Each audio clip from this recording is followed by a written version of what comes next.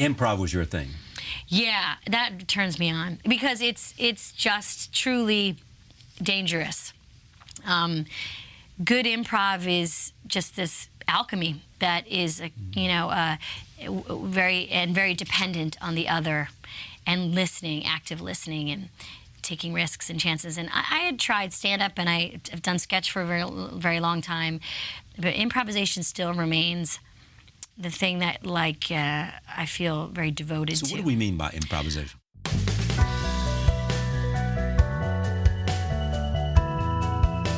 This episode of The Harmonious Gentleman is brought to you by our friends at Blind Man Brewing, the most awarded brewery in Canada.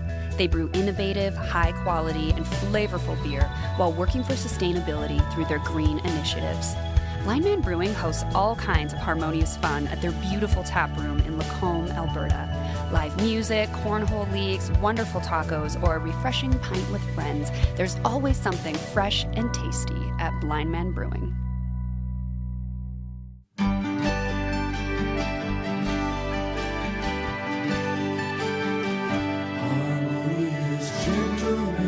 Well, if podcast episodes were the number of Earth years it takes for Neptune to make one complete revolution around the sun, you know this has to be episode 165 of The Harmonious Gentleman. How old would you guys be on Neptune? 165 of our years for one of theirs? Yeah. So not very old, I'll tell you that much. You'd be like 4 months. Yeah. I'm just confused because you said we probably know what this one's going to be. Yeah. I was like, Before you said these that. guys will nail this one. They'll know it. Grade 6 science. Well, I always heard 165 million years ago, dinosaurs roamed the earth. That was always one of the numbers.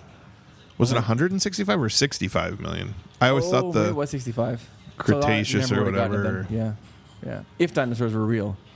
Yeah. But we all know they're not. I'm Graham. I'm Tyler. I'm Chris.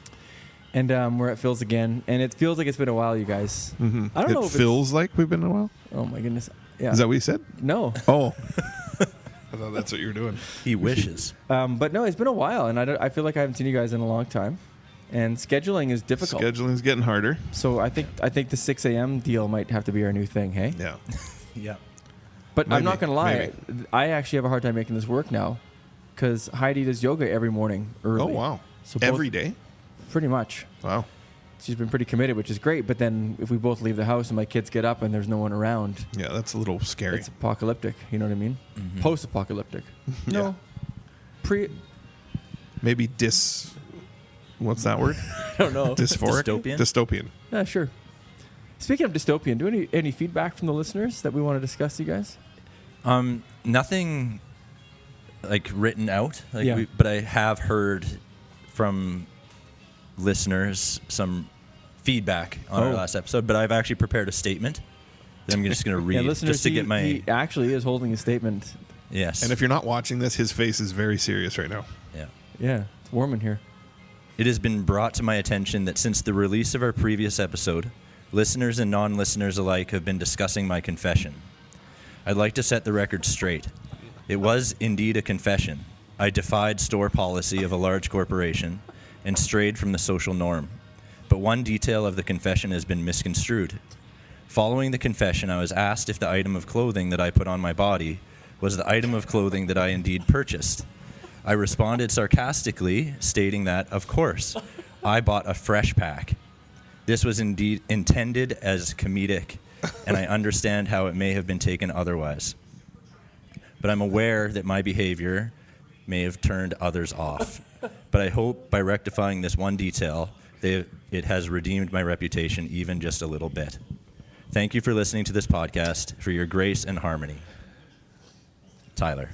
From Tyler. Is the main reason you had to make this statement because underwear sales have dropped across Red Deer? Costco only. The Wow. Thank you for that, Tyler. Nobody has actually talked to me directly about this confession. Because they don't know how to Secondhand look that you in people- the eye. And But I think, okay. Anyways, I think this is why I wrote it, Yeah. because I don't want to start rambling again. appreciate you No, addressing no, this. Well, number one, I appreciate you sharing true confessions, which is the spirit of what we're trying to do Yeah. here. And number two, appreciate the statement as well. My confession, I'm inspired by yours, so mine's going to be quite real. In fact, We had a dinner club hangout recently that you could not attend, where your story came up with everybody. And I shared my new confession, and I said, which one is worse? And most said mine was worse. What? So I'm prepared to offer that. Is it an underwear-related confession as well? It is not. It's more illegal in nature. Oh. And by that, And just to clarify, listeners, what Tyler did was completely illegal also. we actually... Immoral and unethical. If it's a teaser to get through the episode, stay tuned, because I am going to talk about it. And it's honestly...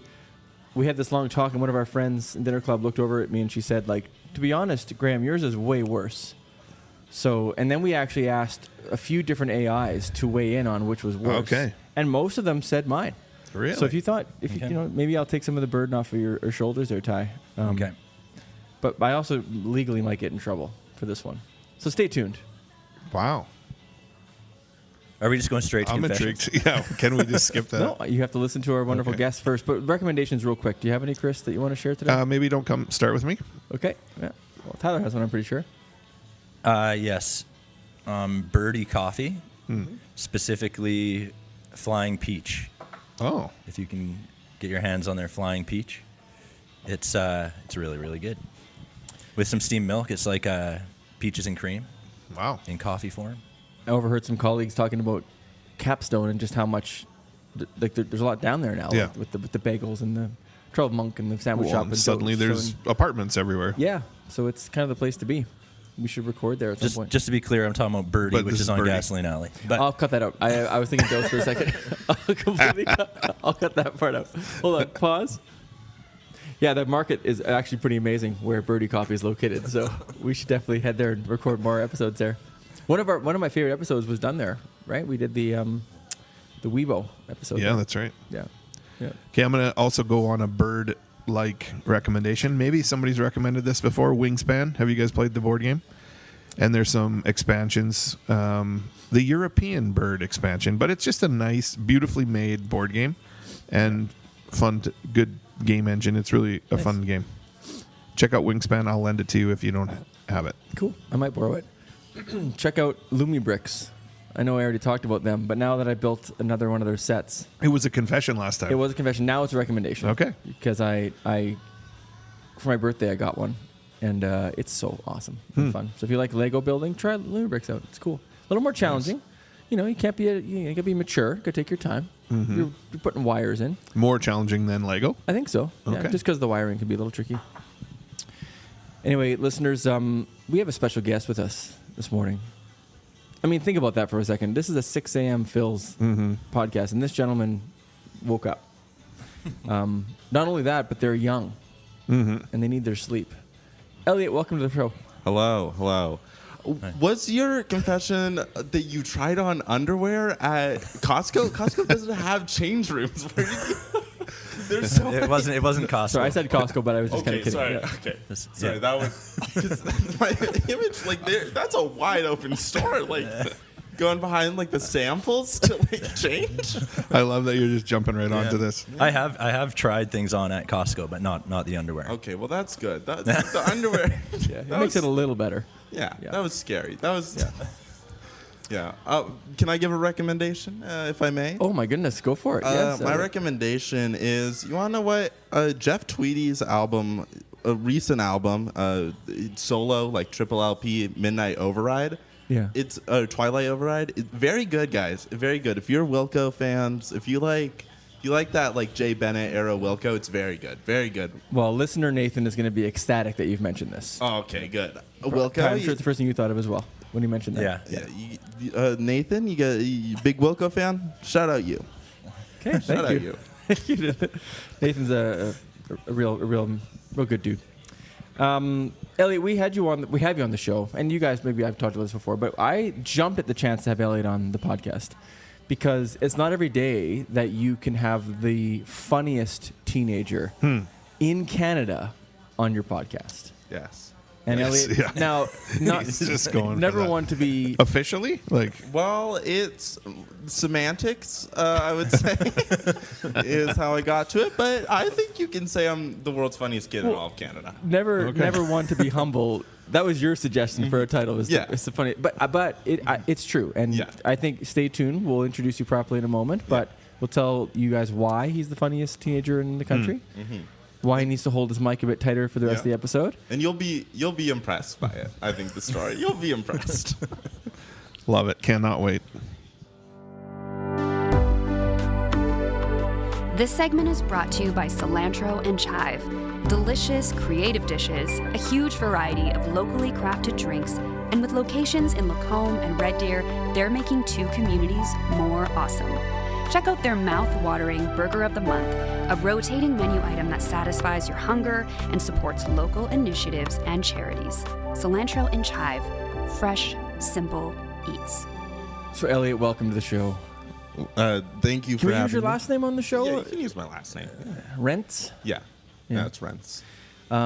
You were recently part of a team that traveled to Ottawa to compete nationally. Yes. For an improv competition. Yes. And Elliot, you guys, what happened there?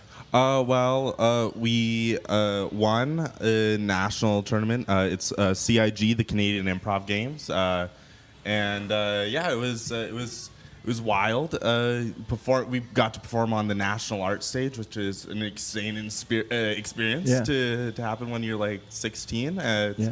It was really a nice time, and it was a great group of people that went out there. Yeah.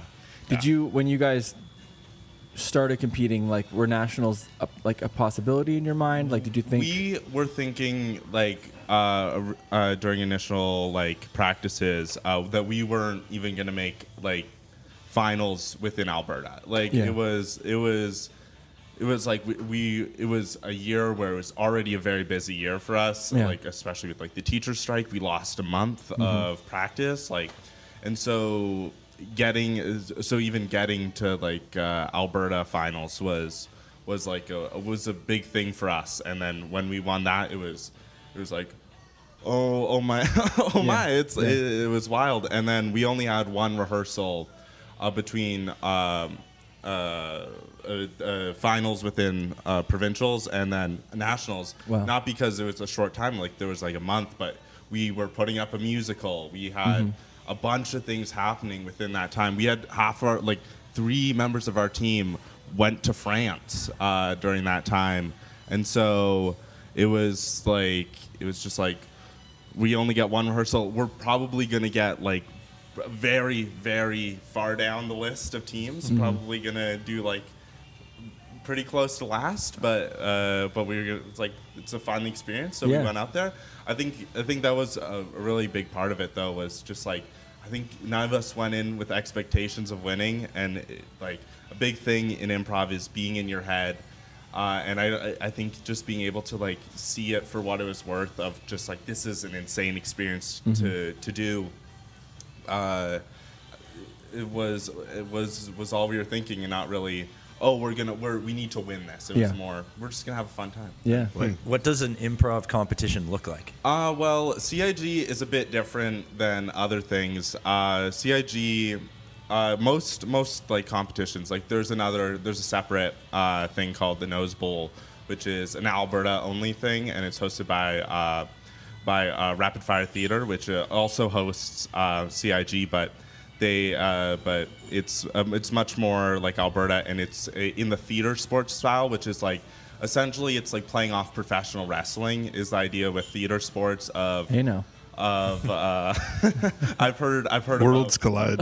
Professional wrestling being a big thing on this podcast. Yeah. Well, one day. But yeah, it's playing off professional wrestling and kayfabe, and kind of just having big fake competition, essentially, is the idea of a lot of that. With CIG, it's more demonstrating the skills of improv. Each team, there's 4 different categories, 4 or 5 categories, and you only have to perform 3, but one story, event, and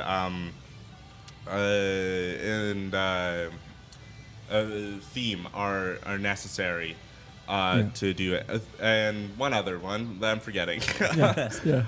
You only won the whole thing, but But are Yeah. you like? So how big is your team? Our team was 11 people. Only 8 of us were like mainstays, I guess you could say. But like we had 3 alternates. Is essentially what I'm trying to say. Yeah. But it's like it's 11 of us, and it's a crazy amount of people to have on stage during improv. Like Nose Bowl, which I was the captain of this year.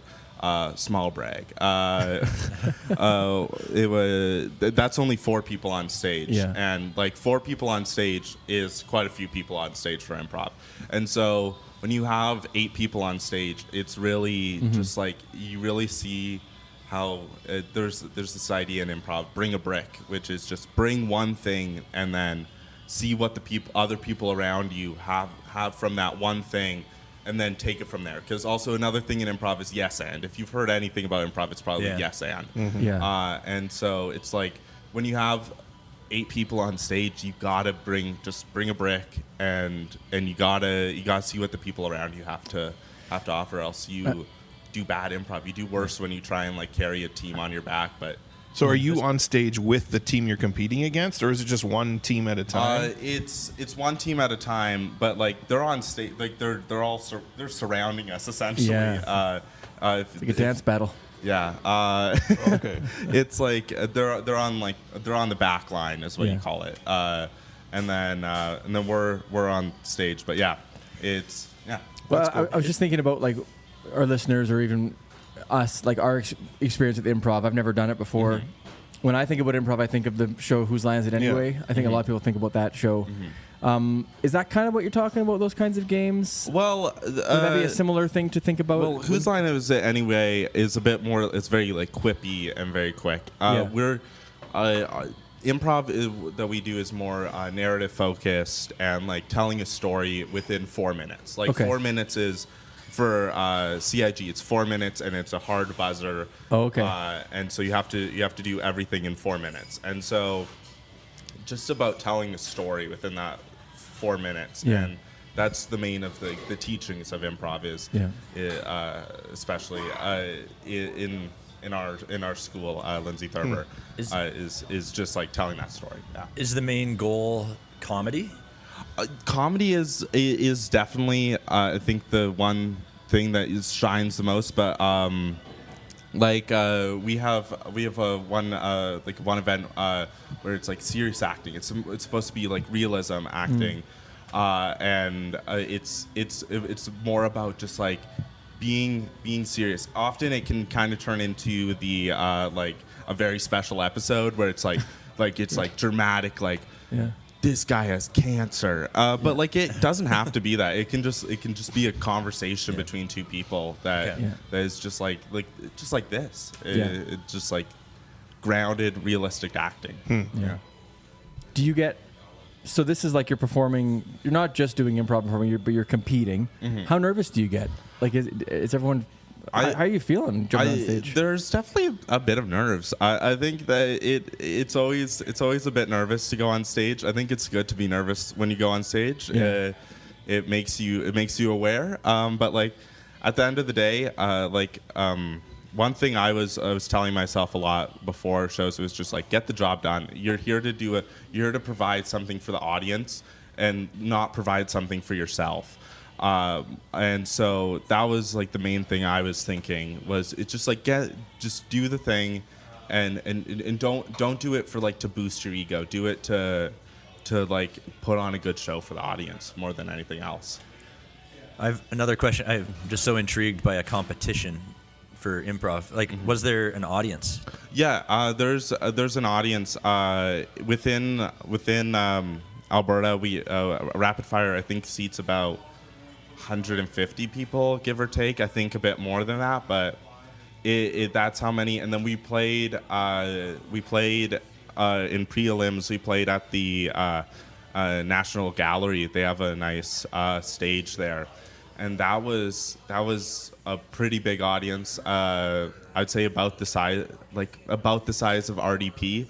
Main the stage. Art Center, Okay, yeah, that about that size, and then at the National Art Center, it's like you have like multiple like layers of people. It's a lot of people, But yeah, it's fun to see an audience Yeah. when you're performing. Like when you do an improv like within the class, because we have an improv class at Thurber, you're performing for like the people in the class, and so it feels so different to perform to an audience. I find personally, my improv goes up when I'm in front of an audience. You can like more just like tell what they're responding to. Yeah, exactly. See what's working, see what's not. Yeah.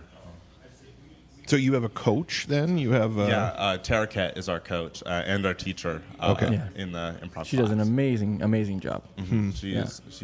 She's one of those people where you're like, I'm shocked that you're doing public school teaching. You could be doing so much right now, but to choose to be doing teaching is such like a noble choice. And she does improv in Edmonton and stuff, right? Yeah, Like, she works at RFT. She's a member of their cast, and she does some great shows there. Yeah.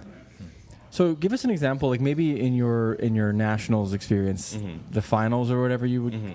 What was there a prompt? Like what was the final game or competition? Like what did it come down to? Do you remember what?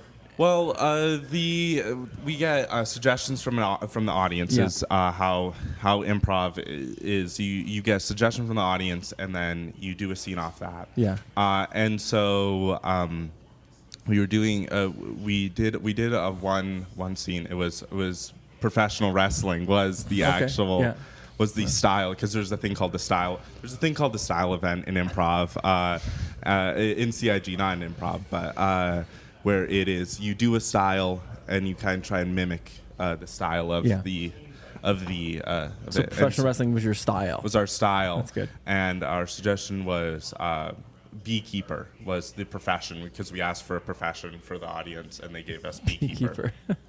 And it was just a scene that. About a beekeeper, and it was how a beekeeper would be in a ring. I hear that and I get all nervous right away in my head. I'm like, I could never. What am I supposed to do with that? Yeah. Right. Yeah. But when you hear that prompt, are you just like, are the synapses just firing, or are you just like taking a, like, you know what I mean? Like there is a all of the performances are on YouTube. They streamed it live, and there's a clip where of the beekeeper scene. And I'm quite tall, and there's like we do like a huddle at the before the scene, and it was just a huddle, and you just see me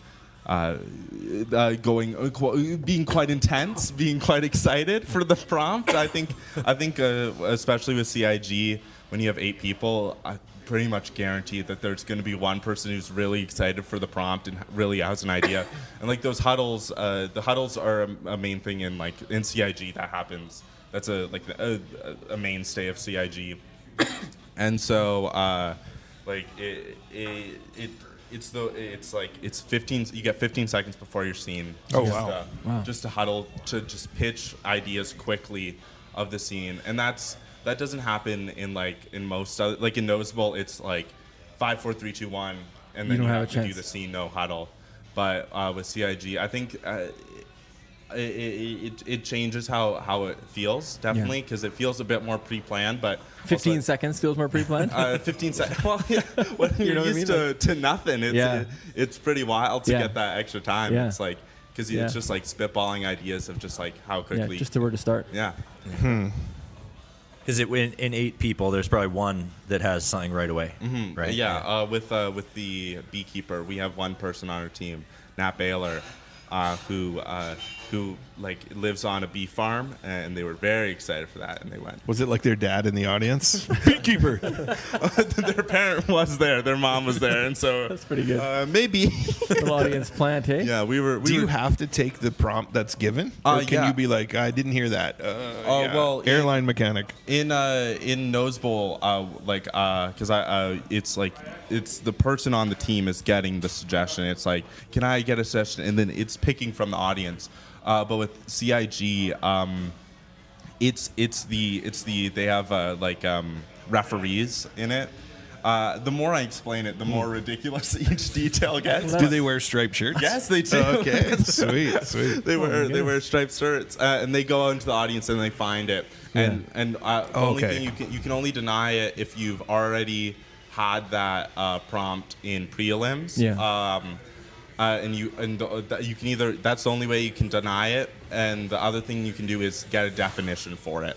And the risk of the definition is if you don't really know what it is, but you have a general idea of it, that can be what it is. But the second you get a definition, whatever the referee says is the definition. Oh, I see. Okay. Cold hard fact. So you can't that. change it at that point.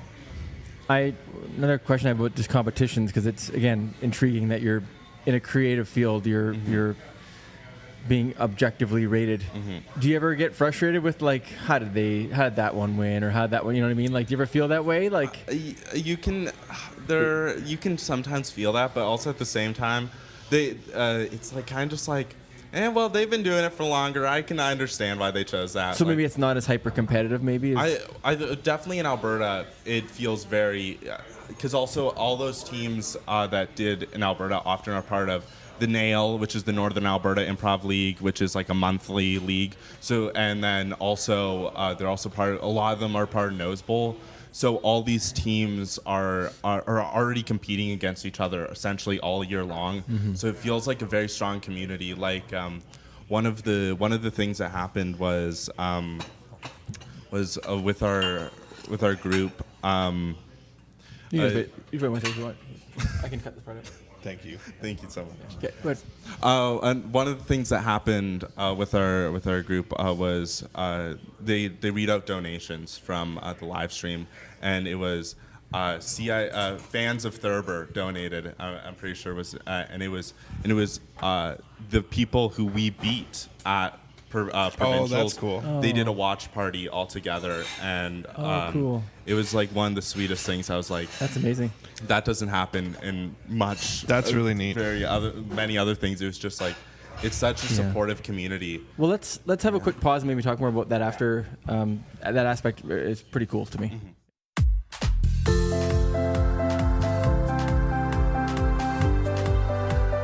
This segment is brought to you by the King's University in Edmonton, Alberta. Check out King's brand new Bachelor of Kinesiology degree. This integrative, highly practical health sciences program is about preparing you for careers in human performance, sports, and biomechanics. If you have a passion for movement and exercise, visit kingsu.ca/kinesiology. So each year, your team from Thurber does a game competition called for the Maestro, and that is sort of the top prize of your team. For the Maestro? You are the Maestro if you win, I assume. Yeah, you're the Maestro. Okay. So last year, as a grade 10 student, you won the Maestro. Yes, I did. And so, just to be clear to our listeners, that's why you had talked about, because not only were you the team that won nationals, you were the Maestro on that team. Yes, I was the Maestro. I was the reigning champion of the Maestro. But Elliot, what happened this year is that we had scheduled Elliot for the show a few weeks back, but it kept getting postponed. And then there was another Maestro competition very recently that we thought if he doesn't win this second one, he's no longer the funniest teenager in the country. And so then the invitation to be on the podcast would be rescinded. Immediately, of course. Goes to the other guy, yeah. It would have been, Dogs Part 2 or whatever, something else. You get more Bam Adebayo stats. But Ellie, what happened? There's only one. What happened to the Maestro? Was it 2 weeks ago, right? Well, I won the Maestro again. Yes. I'm a 2-time Maestro winner, sharing that with Lexi Morriside. That's shout out Lexi Morriside. I'm sharing that honor, and I know there is other 2-time winners, but I only know Lexi. Are there any 3-time winners? No, and that's what I'm hoping. Is your goal for next year to be 3-time? I have a chance to be a 3-time winner, and that's the goal. That's always the goal.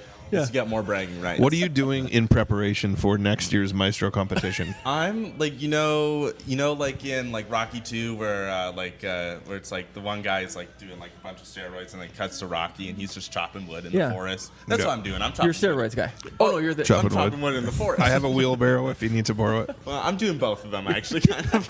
You can't lose. Yeah, you can't lose. Yeah. If you're chopping wood and also doing steroids, that's the goal. Yeah. It's a dream. I think that was the point of that scene, actually. Yeah. It's that you could do both. You can do both. And that's the beauty of improv, is that you can do both. Right. It's like it's real High School Musical. Yeah. You can do both. You can do it. That's right. There's such an irony in that Rocky thing where, like, Sylvester Stallone is completely roided up for all those Well, movies. maybe not Rocky. Well, yeah. Rocky 1, he didn't have the money for it. Rocky 2, Oh, you yeah. see a big Rocky bump. 1, It's he like- might have been natural. Yeah. He's lifting logs in the forest Creatine. and somehow. Yeah. Elliot, I did want to get back to, now that you're done bragging about your accomplishments, let's get back to, I'm just kidding, the community aspect, though. Yeah. Because I've enjoyed talking to you a little bit recently about that aspect of improv and what it means to you. I think it's meant a lot to you in the last couple of years in your life. The community it brings and provides, the skills. Maybe just talk about, first of all, community and how that feels to you. I think that the community, especially in the drama room, especially the improvisers of that room, I think the people that are improvisers, they're like kind of the best people to be around. Like I don't know if improv changes someone or just improv attracts the right people, but I think that those people are the most accepting and like most willing to fail is a big thing, and I think the people who are willing to fail are some of the best like people inside of improv and outside of it, like students. I was in a last year I was in a English 10 honors class, and it's all these people who have been like in IB programs and honors like for all like a bunch of years, and so you see the teacher ask a question, and I'm the only one consistently raising my hand. No one else is raising their hand, and I think it's because I think a lot of school teaches you to be a bit scared to fail and like a bit scared to look dumb in front of people, and I think improv really takes that like idea of like failing is bad and really just like beats it out of you, because like you constantly have to fail, you constantly have to look dumb on stage. In front of people, in right? front of people, and like I know like last year during the Nose Bowl, we had a member who had epilepsy. And so he he just like sometimes like it's just with epilepsy, it's like kind of they can stumble over the words very easily, and so he stumbled over his words like during finals, and I think like you would think, oh, that's awful. I think it made the scene, because it was like someone comes in and they go, hey Dad, can I tell you something? And he goes, yeah, sure, Dad, you can tell me something. And it's just that little moment of that brick, as I talked about earlier, of bringing a brick. It's just that one little moment where the entire scene blossoms from that mistake of it. Okay, these are both each other's dads. Yeah. That's the entire comedy. That's all you have to do. It's that little mistake, that listening. It's a little perfect nugget of like, okay, this is gonna be a great scene of they're both each other's dads, and it's the honesty of that failure that creates so much more of the comedy, because it's like that was a true moment of like you can't fake being like doing something dumb. Yeah, that's cool. Yeah. And there's probably a scenario where someone stumbles over their words, says that exact thing, but then tries to retract it, rewind. Sorry, that was a mistake, and then it ruins it. Yeah, but then you learn for the next one. The audience already saw the mistake. The audience already saw that happened. Like one thing that like in improv, at the start of the year, there's always like a couple of grade 9s. It's their first year in improv, and like there's a game called Whoosh where where literally all it is just going whoosh and like passing. It's like passing the energy. A lot of improv like warm up in games are like very witchy with like it's passing the energy, but it's like not beating those public school allegations, are we right now? Witchcraft class is what it is. Yeah, witchcraft class. But it's that's all it is, and you always see these people who it's their first time, and to detract the attention from themselves, they step out of the circle. They're like 1 or 2 steps behind the circle, and you look around the circle. Everyone who's just being part of the circle is the normal, is the norm. And so when you see someone trying to avoid embarrassment, they're calling more attention to themselves by not like trying to just like go along with it. And I think you see that a lot, and it's very interesting how like people are so scared of embarrassing themselves, and so they purposely try and step away from it, but it calls more attention to yourself. And I think that's something that you see a lot in your day to day, but and it makes it being like having that improv brain, quote unquote, of just like being willing to fail, I think creates more fun people and like Well, how many other activities or classes is it built in? Is that like you have to fail to do it? Yeah. Right. I think it's a little different than, like, I agree that failure is essential for learning, but improv is failing publicly. Like it's just the level of vulnerability is next level. Because I think in the improv class, the one who steps out of the circle is outside the norm. But in the regular world or the regular classroom, it is sort of the norm to hide your failures. So, but I agree with you. But it's interesting to like how different like the improv classroom is from what walking out to the IB classroom is, right? So Yeah. but, I think it's definitely a lot of people. Just like it's a norm that I don't like. It's a norm that I want to change. And this is my petition to. And like teaching math, I say to the kids all the time, like, please just don't worry if it's wrong. Just because it's sometimes it's just dead in there. It's like there's no one even willing to try. I see it, and I wish people were more willing. But we should all do improv class, maybe. Yeah. Like, Do you think kids come to class already with that mindset and vulnerability, or is it built in, or is it both? Or Well, I think like for me, when I first joined improv, I remember like we did like an attendance question of like, why are you joining improv if it's your first year, or like why are you staying with it if it's your past year? And I went and my name was called in attendance, and it was my first ever day in improv class, and I went, well, I had a chance to do improv in middle school, but I didn't do it because like, you know how middle schoolers are, like grade 6, they're trying to be funny, but they're not. And then Ket rightfully called me out and said, we had it was Eastview. We had the Eastview improv students in. They were like performing better than like us sometimes. Like they were doing really good. And just like, and I remember that moment. I was so scared. I was like, I look so stupid right now. I look so dumb. I was trying to be like in prison, like beat up the biggest guy first. But like really, I was more beating up the smallest guy. I was beating up middle schoolers to make myself look cool. It wasn't a good look for me. And I think it's and I think slowly throughout that year,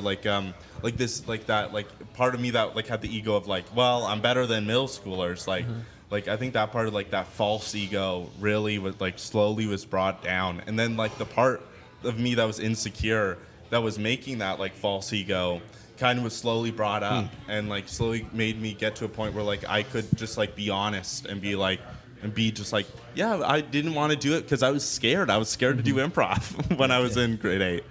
Yeah. I like what you just show with your hands, like you're bringing down the ego while the self-confidence kind of grows and meeting in the middle. It's really cool. Yeah, I think that's a really beautiful part about improv is it's just like kind of brings down that like false ego that you have. Yeah.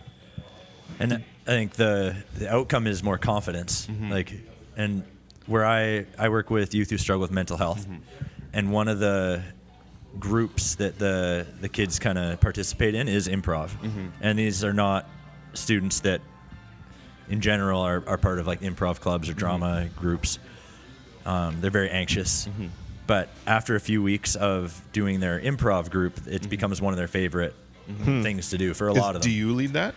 No, it's actually part of like it's a like therapeutic group thing that they do, and I think that's too. Wow.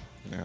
They learn a lot of like confidence is the thing that they learn there, and that it's okay to take risks and be vulnerable, and creates a safe space for the other people who are doing that. Right? It's like a two-way.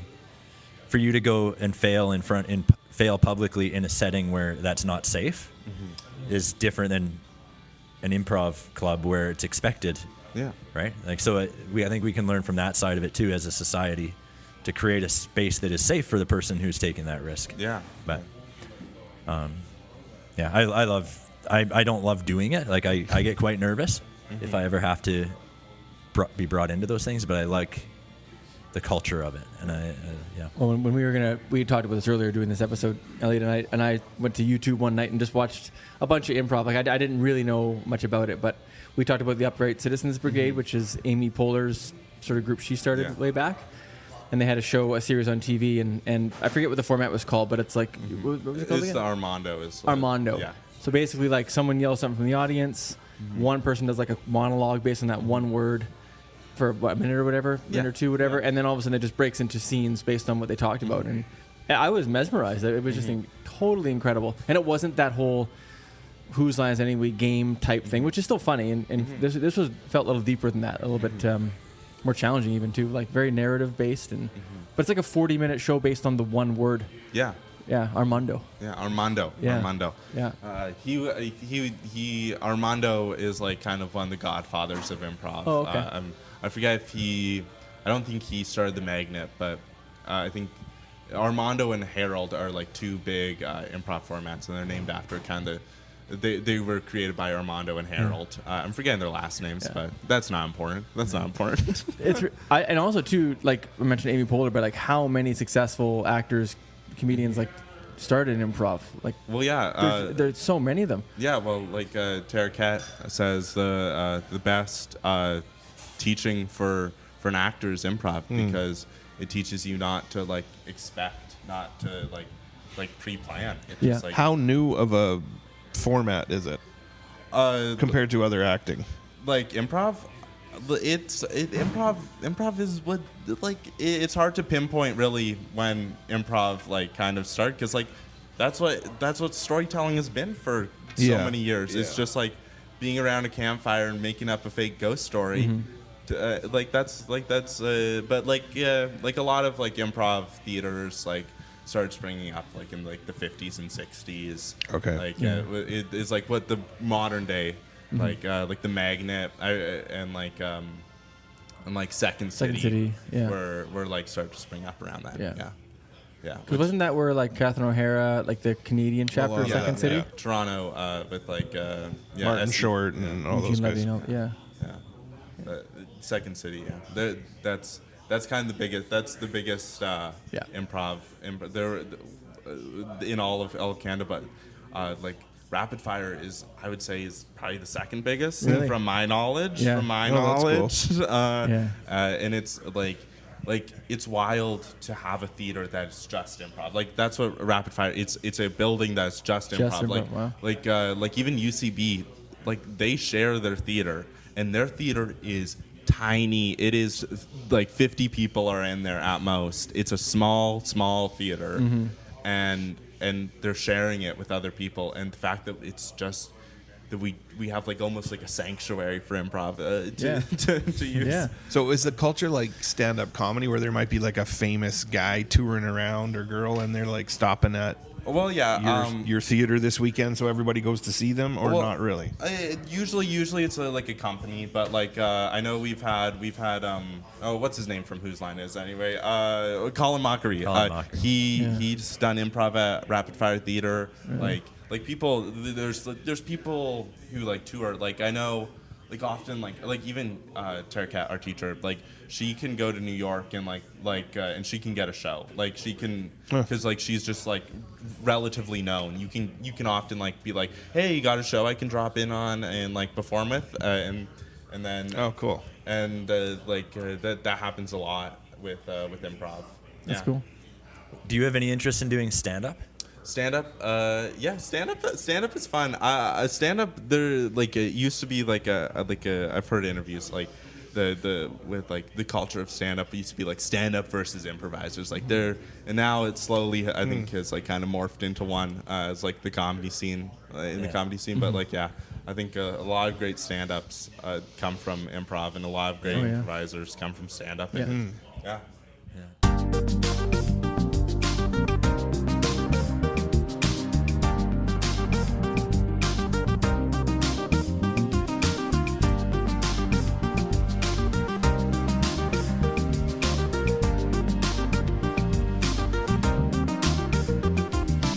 So it's been nice hearing about improv and what it's meant to you and the community, and But now maybe in our last segment here, we could try a tiny version of improv Okay. Yeah. as vulnerable gentlemen. Yes. vulnerable gentlemen. Who yeah. I'm pretty sure these guys don't want to do this. Yeah, but they want. Yeah. They want to do it. I can they tell. want But to. I put the pressure on you too. Like, could you bring something for us to try? So do you have anything? I can lead you guys in something. This is a pretty fail-proof game. Is it whoosh? It's not whoosh. It's not whoosh. Riveting podcasting though, hey? that would be a very, very interesting. Yeah. But this is a pretty fail-proof. Okay. In this game, it doesn't have a name. Okay. It is pretty much a warm-up. Okay. It is. They say your scene partner says a line, and you have to repeat the last couple words, the last little bit of their line. Yeah. But in your character, it's like, I went to the dentist. You went to the dentist, kind of that, just keeping it with it, and that's a pretty fail-proof game. I'm giving you. So you're responding to that person. Are you adding to it? Yeah, you can add to it. Yeah. Okay. Or else it would just be you went to the dentist. You went to the dentist. But are you always asking a question, or are you trying to carry on? Well, okay. It's bad. Wait, his example was just saying the same thing again. I'll give you. Yeah. I'll give you. Just to be clear, your example was the exact same words. You shouldn't ask questions in improv. That's an important thing. Okay. Didn't know that rule. Here's some. I'll give you ground rules We're for breaking this. all the rules. Is you shouldn't ask questions necessarily. Okay. And you should try and start positive. Those are my main two things. You can ask questions. You can break the rules. Are meant to be broken. Sure. But I'm gonna say definitely start positive with this. Okay. And just from you, just out of you three, I'll give you a suggestion. What do you want as a suggestion? What do you want? What are you feeling? Wait, that's not a suggestion. That's a question. You're breaking your own rule. I'll give you a suggestion. What do you want for a suggestion? Well, no, the idea. Well, the idea is do you want a profession? Do you want a location? Oh. I'll give you a location. Sure. How Phil's. about a diner? Okay. How about a diner? Right. Okay. Start the scene. Start this. 5, 4, 3, 2, 1. Improv. Do you want cream with your coffee? No questions. No Cream questions. Immediately. Coffee. One rule, guys. No questions. It's Spurs. I find this coffee very bitter. Okay. Start with that line. Okay. I did. Okay. It's their turn. 5, 4, 3, 2, 1. Improv. I find this coffee very bitter. The bitterness of this coffee is actually why I love coffee in the first place. Are you in on this? Yeah, but I can ask a question. Okay. We're doing a different thing. No, we can do it again. No. This isn't This good. game is failing. Okay, I'm sorry. I apologize. This is what I wanted it to be. I wanted it to be a total mess. Could there be a teacher team at the next nationals? And could it be us? Could it be? There could be a teacher team, but I'm saying now. A lot of work has to be You know done. what's interesting, Elliot, is my mind right away is what's funny. Yeah, don't think. No, I know, but it's crazy. In the moment, it's not really worth saying unless it's kind of funny. That's why I had nothing. No, right? don't try funny. Don't try No, funny. This is. You've already I'm said- gonna start you guys off with a new game. This is a new game. We're keeping in what was previous. Painful. We're keeping in. Oh, we're getting mic issues. Okay, we're good. We're good. We fixed the mic issues. checking it, yeah. Okay. Amazing. Okay. Okay. This is a new game. This is a new game. Unusable. All this is unusable. This is all usable. This is all usable, guys. This is. If This they is can do it. it, you can do it too. But we Clearly clearly can't. can't. Okay. Let's just do an open scene. Okay. Anything can Okay. happen. Okay. Let's start positive. Okay. Anything. And don't ask anything can questions. happen. Okay. Try not to. You can ask questions, but try not to ask questions. Do statements. Be Okay. like, Okay. this coffee is the best thing I've ever had. Do Yeah. that. But we can keep the suggestion of Phil. The goodness of this coffee is why I like it. No. Graham? No. Coffee's really good. I'll coach you guys. I'll coach you guys. Okay, so we just start. Yeah, just 5, 4, 3, 2, 1. Improv. I kind of want to dine and dash at a vet because the vet bills are too much. I get that since my dog recently died and I didn't dash. Okay, so I'm going to pause it here. So a number of things that they did. Number one, they started with gossip. Gossip is when you start talking about something, but you don't do that thing or you don't. It's never gonna happen, or it's just filler essentially, guys. I thought that was a good premise. Okay, well, okay. I'm terrible at improv. And then instantly went to dog dying. That's what you call the dog dying paradox. Is whenever you bring in a dog Classic. dying, the audience nailed a paradox on the first thing. Classic mistake. That's a classic mistake. That's what in my first improv scene, I instantly was like, I need to bring up something funny. Dog dying. Dog died. Yeah. Okay, so we try again. Yeah. Okay. Okay, Tyler, you want to start us out this time? Is it worth trying one more time? Mine was gossipy. Yeah. Yeah. 5, 4, But it's interesting. Okay, never mind. 5, 4, 3, 2, 1. Improv. I think I'm going to change my profession. I'm going to become a veterinarian. I thought you were going to say an improv specialist. See, it dies with me, guys. It dies with me every time. We can keep it going. Okay. Okay. So you thought he was going to be an improvised specialist. Yeah. Why was that? You keep it in character. Right? Because he comes up with things so quickly. Now let's prove this. Let's prove why he comes up with things quickly. Oh, I Let's like show that. how he comes up with things quickly. Like, remember that time at the skate park when those guys wanted to beat you up, but you changed the topic so quickly? I know I just talked about cats. Let's do a flashback to that. Let's do a flashback of these guys at a skate park, and he's gonna get beat up, but he fixes it. Let's do a flashback. Hey, this is our skate park. What are you doing here? I'm looking for my lost cat. Well, there's no Keep it going. Keep it going. I believe in you. cats aren't allowed here either. Okay. Don't you like cats? Yes, this is good. This is good. This is Like, good. why don't you like cats at the skate park? My mom never bought me a cat. Oh, good. That's a confession. That's great. That's emotional stakes we're bringing into. His mom never bought him a cat. Yeah. His mom never bought him a cat. Yeah. That's okay. That's important. That's important. Why is this? Why did she never buy you a cat? I think it was financial mostly. Oh, okay. And maybe the long-term commitment. Yes. Yeah, cats live a long time. I don't think she felt committed to me either, really. That's why I spent all of my time Okay, at the let's skate now park. flashback to the Phils. Maybe this character, they met at the skate. You're the same character. We can see how you maybe have long-term commitment issues. Wait, I was the skate. that was you at the skate park. That was you at the skate Wait a park. second. No, you guys are friends. Oh. I'm leading this. I'm leading this well. This is good improv, guys. This is great improv. If you had beaten me up on that, like, way back in the day, if you had beaten me up, I would never have found my cat, and I would not have discovered my joy for treating furry animals. And you're. I think I would just stand on stage and laugh. I don't think I would actually ever do anything. Okay, you had a good impulse though there. You went yes and you yes, started going- and can I have one of the kittens? If yours has kittens. Well, the cat I was looking for is long since died. no, but Keep returning to that dead pet theory. What was it called? the next. The dead pet paradox. Dog Killed two paradox. pets so far in. So Oh, this is a different thing. This is a dead cat paradox, and people like that. People Yeah, like when exactly. the cat dies. It's true. It's true. People like it. Okay, so how good was that? Just as Scale a baseline. one He was amazing at He was good, coaching yeah. through Yeah, definitely. the scene. He was really picking up what I was trying to lay down. Yeah. It was just you guys weren't really. Tyler, you were in. Yeah, man. Tyler, I was could stronger. see I could He see a could do it. bright A future spark. in you. Yeah. Quit your job now. and become a veterinarian. Yeah. And or a veterinarian not improvise. Yeah, and you can keep bringing up how the An dead, improvising veterinarian. yeah, and since you have That that would really be natural interesting. skill of bringing Yeah. up dead animals, they'll like you at the veterinarian. Do you when you're on stage, like, do you ever crack up and do people have like laughing fits? No, I'm good at it. Do others ever happen? Yeah, it's very. Because I just think, like, for me, that's what I just would just get giggly. Like, Yeah. People-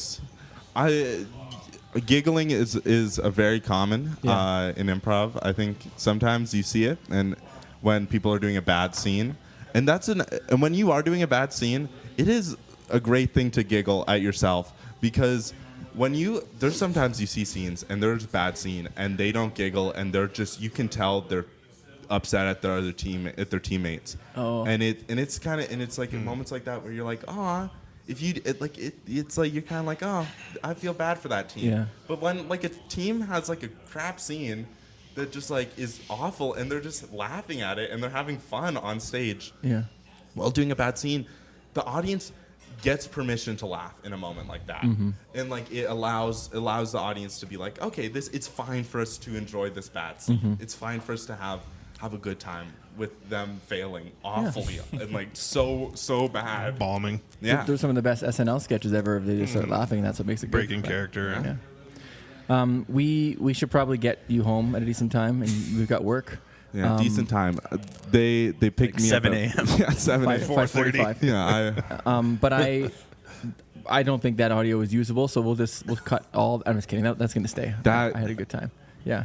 that gets cut out. If this is a short episode, there's a reason why. And there was a like, we need to release the Snyder Cut style action, like in the Harmonious Gentleman email. We need intense action. No, this is getting released. We're vulnerable. Yeah, thank Speaking of goodness. vulnerability, we're gonna do confessions at the end. Now, you're familiar with confessions. I'm familiar. Do you want to stick around for that, Elliot? Yeah, I can stick around for Okay. confession. I can confess. Okay, let's do it.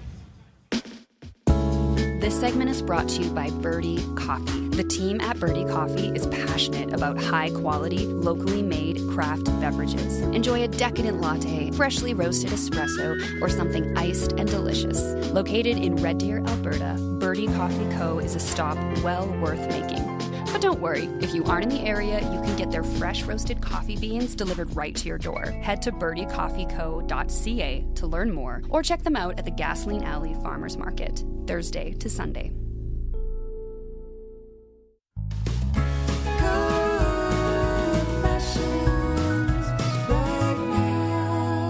Well, sometimes when you're hanging out at your favorite breakfast place in all of Red Deer with a wonderful guest and 2 friends, one of which has left, you just got to confess some stuff. Now, confessions speak to a deeper part of our soul. And I think it's necessary. Because we've been doing the podcast for this many years, Tyler, I can't live without it. I need to confess. And Elliot, you're going to join us. Yeah. Yeah. I'm ready Tyler, to do you have confess. one to start us off with? I'm going to start with, like, my confession is going to be pretty low-key this time. It's another hair-related. I think I've had a few hair-related confessions. Yeah, that's a story. Mine is right now I'm committed long-term right now to growing my hair out because I paid way too much for like a hair trim a few weeks ago. I couldn't believe how expensive it was. And at the end I couldn't really tell that I got a haircut. Oh, that's the worst. But now I can't go back and get like a more dramatic haircut because it's too close to the last time I got a haircut. So it's either I get a buzz cut or like, I just do it myself, or I commit to, and I think I'm in the commitment phase. But it's not necessarily because I want long hair. It's because of the dynamics with the haircut, if that makes sense. And I don't know what my confession is that I'm not sure of what the window of time is before I could like now do another haircut. Mm-hmm. Yeah, I think you would look good with like nice flowing locks. I think that's Okay. That's the would encouragement I needed. That would suit you. No, he's just improving. That's not. Yeah, I'm guessing. Keeping it positive. I'm keeping it positive. I'm a guest on the podcast. I shouldn't be like, no, I think it was a bad idea for you to even try this haircut. Well, I'm actually kind of growing mine out too right now. Okay. Because I kind of want to. It's summertime and I can just try it, but I hate it already. Yeah. Thanks, Tyler. Yeah, haircuts are expensive. Jeez, you got to really get your money's worth. Do you have a confession? All right. Do I have a confession? Yeah. I have a confession. So when I joined Graham Language's digital music class, Yeah, that's production, I was looking forward to meeting many musicians. Mm-hmm. And, so was I. And seeing the beauty of finding people. There was no one who played any instruments, and so I know who listens to this podcast. Parents, if you have kids, drummer, bassist, guitar player, any of those, if you have a child that seems like they like Wilco, if they've talked about geese ever, if you've heard murmurs of them saying Zamrock ever, that you need. Reach out to the email, harmoniousgentlemanemail@gmail.com. Wow. You gotta reach out. Send them that way, and then because like I need people. I need people to jam with. It's not. Yeah. It's been going downhill for me. Yeah, you did a great job in the class, but there aren't that many musicians. You're right No, about that. there's It's surprising. Yeah, and they mainly play like tuba if they do. And That's true. I could try and do like a Sheffion Stevens, like all 13 You could. provinces, because like that, like with like a tuba player would be necessary for that. Yeah. How'd you pronounce the first name there? But, Is Sheffion. it Sheffion? What do you think? Well, I've always said Sufjan. Sufjan. Sufjan. It 100% is Sufjan, but I like Sheffion. Well, I just want to make sure people know who you're talking about. Yeah, Like, it's another artist. Sheffion Stevens. Yeah. And he was going to do all the states, and he got through how many? Like 3, I think? Yeah. Guy who wants Canada to be the 51st state for the Sheffion Stevens album. There you go. That's the type of guy I was. Oh, boy. I Well, was very pro. I'm. I was very pro it. Yeah. But yeah, that's a good call for the. But there was some good stuff made. But I will say, like there Yeah, was there's- some. But Yeah. Very I'm trying to find what the confession was. Your confession is. Is that it's embarrassing to. he doesn't like my class unless there's one. This is- musician it's in my embarrassing. class. his for me- class is a huge disappointment. Yeah, Yeah. that was my confession. Huge disappointment. Piggybacking off the huge disappointment, I'm confessing the embarrassing fact that it's cool to be in a band, not cool to start a band. And so I'm confessing that I'm sending the Cool. bat Oh, signal. Interesting. Well, unless you're Graham language, then it's really lame to be in a band. It's a lame band. You know, we often have a guest on a second time, Yeah. but no, not this time. Oh, This well, is it. I was hoping to be a regular, but I was either hoping that or hoping for the Harmonious Gentleman to finally not be harmonious Well, on something. if you get Maestro again next year, we'll talk. okay, good, yeah. You can have Chris's spot. yeah, Yeah. that's Yeah. it's pretty open right Literally. now. My confession, you guys, like this one, it is actually pretty, like it's not good. Like I'm not proud of it, and I still haven't rectified it, and I think I still should. But it was for my daughter's birthday. We were getting some stuff in the morning, and we had to stop off for one of those like helium. She's one of those helium balloons, like the aluminum-y shiny one that you get at the grocery store. Yeah. So we went and got one. They fill it up, and then I went and got some milk. So all we had is milk and the balloon to buy. And the lady gave us a sticky note with like the balloon's number on it for the cost. And so I carried that up and I stuck it on the milk jug I was carrying to the front. And then my kids and wife were already kind of leaving the store. And as I approached the till, I had this moment where I was like, I don't really have to show her the sticky note. Because the balloon was The with. balloon's already out of here. And I was annoyed at the cost of the balloon to begin with. And so I panicked in a way, and I just did not give the sticky note. So I bought the milk, and I walked out of the store. And stole the balloon. And then I asked my wife, how much was this balloon? And she said the cost. And I said, no, actually it wasn't. It was nothing. And then I felt bad. So I basically shoplifted. Yeah, balloon you is stole a balloon. Yeah, balloon is an interesting thing to shoplift because like if it's like the number balloon, that's like big and pretty obvious. It was a pretty small one, actually, like a fairly small size. Yeah, you don't care about your daughter that much. So you gotta- Can I get the cheap one? Can I get the It's true. cheapest The one? cheapest one, and then I'm not going to pay That's for it. actually all true. So anyway, so I did share this with our friends and compared it to yours, and most agreed that mine was straight up stealing, and yours was more of a social faux Yeah, pas. totally. They're different. They're It's hard to different. compare. But then I did feel fairly guilty. I won't say who, but one member of our friend group looked at me and said, like, yours is way worse. And I felt I had to maybe go back to the store and just give them $15, not tell them what it's for, just say I owe you guys this. What do you guys think? Should I do that? I think that's scary. Am I overthinking it? I think that's scary. To go back and pay? just go back and be like, I owe you this. Here's $15. Yeah. But then the cashier's just going to pocket that money. Which is fine. And honestly, Yeah. the reason I felt kind of guilty about it was because if somebody finds that the cashier made a that's mistake, actually good. that they're in trouble. I don't want anyone to be in trouble. That's why I felt bad. So I didn't mean that to sound like I think cashiers are dishonest. no, like no. that's who should. Of course, that's what I'm saying. I Like don't that- I don't feel bad for the corporation. I'm assuming I do, that you didn't go to like a little mom and pop shop and No. buy a helium No, balloon, no, so no. they don't care. Stores. I'm not going to say what store. milk and helium balloons. Well, Also. most grocery stores have those two things. Really? Yeah. Do you buy your own groceries? No, but You buy your own helium balloons? I'm not seeing a helium balloon stand in these Yeah, stores. where the flower section is usually like a Oh, I tank. guess, yeah. Yeah. Yeah. It was more of like the anti-capitalist anger I have with rising prices. Yeah. You know, grocery prices being crazy and billions of dollars being made by these companies every year is frustrating.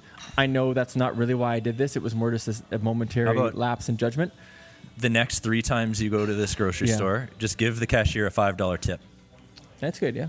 Well, it also has to be the same cashier. It does. Yeah. I forget who it was. No, it doesn't. But here's the thing: is like I've gotten home after shopping and looked at the list, and the sales were not included. So I guarantee I've spent way more extra than I needed to make up for the balloon over the years. I'm just justifying it at this point. Yeah. But that's my confession. All right. Okay. Yeah. So I would say personally, I still think the underwear is worse. I do too. I still think it's wild. I do too. To be honest, my confession is that I still think the underwear is wild. It's insane that happened. I'm not going to. No, I understand. Tyler's a real dude for sharing. They didn't have to, right? Because we've all done worse things than that in life, for sure, and we just don't talk about it. Yeah, and and that shows vulnerability. It does. That's the main thing of improv is showing vulnerability on stage, and in a way, this is a stage. The podcast is the audience, and however small it may be, the podcast is the audience. The audience is the audience. Well, I guess you could say the audience is the audience, but I think the podcast is the audience in a way. Speaking of the audience, if they want to reach out to the show, Chris, what can they do? Elliot already gave it. That's true, so Chris doesn't have to. Yeah. He's already taking his spot. Yeah. harmoniousgentleman@gmail.com. Yeah. Proof I listened to the podcast. Proof I did my due diligence. Yeah. And Should I hey, show the that off? Substack, we should put some links to their performances on YouTube. That'd be really a good cool if idea. you want to watch what they're doing. Yeah. Yeah. We'll do that. Oh, and also follow at Thurber Theater. That's an important thing. Yeah, I saw the compilation clip the other day. It was amazing. Yeah. We're really going for the followers. We're trying to get sponsors Nice. if we can. Okay. And that's the hope. So that's what this is for. Yeah. Yeah. I mean, seriously, read your businesses. These guys won nationals. It's an amazing Nationals. thing. Yeah. Danielle Smith wrote you a letter. Danielle Smith wrote us a letter. Yeah. She congratulated us personally. Yeah. There were some spelling mistakes, but the message was there. She was doing it in like a Shakespearean way, like how Shakespeare invented the word crocodile. Yeah. Yeah. Just making some stuff up. Yeah, it's beautiful. Yeah. Okay. Her prose are genuinely beautiful. Yeah. Shut up. Okay. Well, that was a lot Shout of fun. out Danielle Smith. Yes. I felt weird. So that was fun. Thank you to Phil's again. All of our sponsors continuing. And Elliot again, super early. You're such a gamer. Thanks, man, for doing that. Yeah. Thanks for coming. Yeah. Now he expects to ride home, I guess, eh? I guess. Yeah. I'm quick. I can run. Okay. I have long legs. Okay. So Tyler, we'll see you next time. Yeah, on this podcast, which is called what, Elliot? The Harmonious Gentleman Podcast. podcast at gmail.com.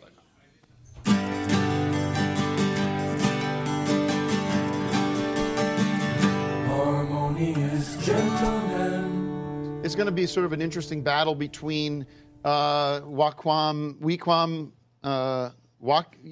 Phillips. Is that his name? I can't ever.